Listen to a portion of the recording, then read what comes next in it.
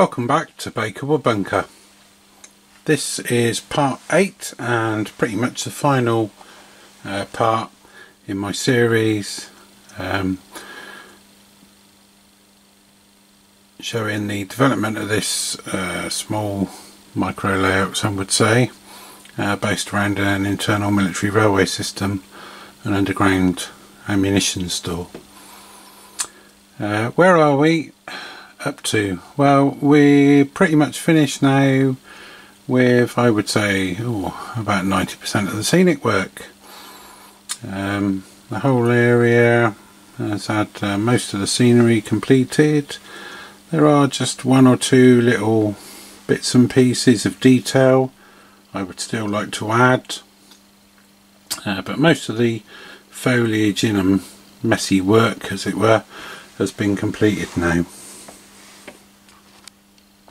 I'm just really in the process of looking for and fitting final little details, bits and pieces to finish the layout off, just giving it those fine little touches,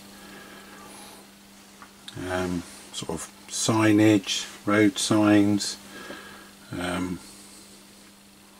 few more people possibly, bits of general clutter laid around the place, and one glaring omission that's still to be done is the bunker itself needs some doors on it.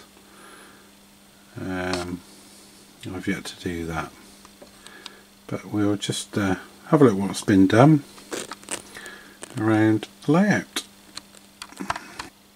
Now, on this left hand end of the layout we have the bunker and the hill that the bunker is underneath. Woodland scenic trees applied to the hillside, giving it a bit of cover, over static grass, a couple of depths of static grass there, 4mm and 6mm static grass is used. First time I've ever used any static grass on a layout, real trial and error process. I bought a cheap sort of T-strainer type contraption off the internet for applying the static grass. Must admit, had a bit of a nightmare with it really. I was using just normal PVA glue, and I didn't really get the effect I was expecting.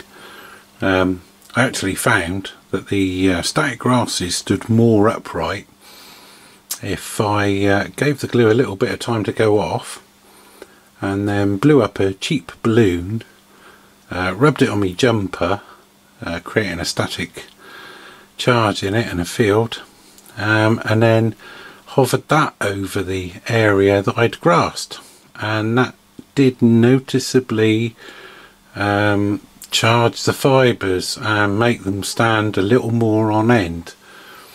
So there's a little tip: you may not necessarily need a static grass applicator, but a cheap balloon may well do the trick just as well. I've added extra bits of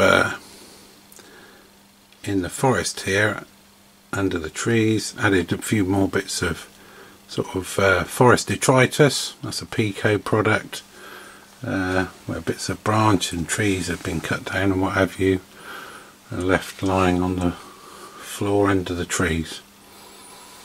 Also under the trees there, just at the bottom of the screen now, you will see a fox. Now that is a dark casting which was painted by a company called Penduke Models. Picked it up at the Corsham show last year, and he's just loitering in amongst the brambles and undergrowth looking for his next meal. Moving on around underneath the trees, there are 4, well, you can probably only see 3 there in the shot, beehives. The bees feasting on all the flowers from the flowers that are around the site. There's some there in shot. Now where the baseboards meet the back scene, you'll see Towards the front of the layout I've used coir to represent thick heavy brambles and things. Sort of breaks up the stark change from back scene to baseboard, along with Woodlands Scenic's foliage, which has been teased out and then stuck against the back scene as well, hoping, given the effect of sort of dense sort of brush or forestry behind in the distance, as it were. The coir is quite coarse in its nature, so I've used that nearer the front of the board, and then use finer material towards the back to hopefully give a little bit of a distance effect to the layout. Now, all over the layout, in between the tracks and the buildings, various amounts of grasses, foliage of varying lengths, bushes have been applied, flowering plants, and stick-on clumps of grass. Foliage mat from Woodland Scenic's been used trying to hide point motors, surface mounted point motors there. As we pan around you can see more of this, a bit more of the Pico wood detritus. That was a little bit coarser than I wanted, so that was a case of sifting through it and trying to pick out the bigger pieces and leaving myself with the smaller pieces to use. A few of the bigger pieces, like you can see in shot there just behind the lamp and the fire buckets, fairly good, representing bits of log and tree that have been cut down and slowly rotting away. Now, the other bushes in that bit of waste ground in the middle there, layer upon layer of teased out Woodland Scenic's fibre, and then each layer was glued onto the bottom layer. Most of the techniques I've used whilst I've been doing the scenic work on here, been featured in Model Rail magazine over the last year or two. I've tried different techniques that have been demonstrated in there, and been quite happy with the way that they've turned out. Very, very straightforward to do as well. Now, at this right hand end of the layout we've got the transfer shed. That's been sort of foliaged into the landscape with a little bit of bushwork and grasses and trees around it. Again, coir used towards the front of the layout because it's quite coarse, so giving the impression that it's nearer, and then further behind finer materials to represent stuff that's more in the distance. The coir has had stuck to it bush leaves, the loose leaves you can buy just to fix with hairspray. Most of it does fall off, but some of it stays on there and gives the effect of your average sort of brambly, thorny bush, which I'm sure the MOD and the War Department would have had plenty of, keeping unwanted visitors out of their establishments. All along the back scene, right across the back, I've put teased out polyfibre, again another Woodland Scenic's product, that has been covered in a combination, random combinations of leaves and foliage matting again that's been teased out and stuck to it, other bits of foliage, and this is just to represent a thicket come forest behind the platform and into the distance, again sort of keeping prying eyes away from the activity here.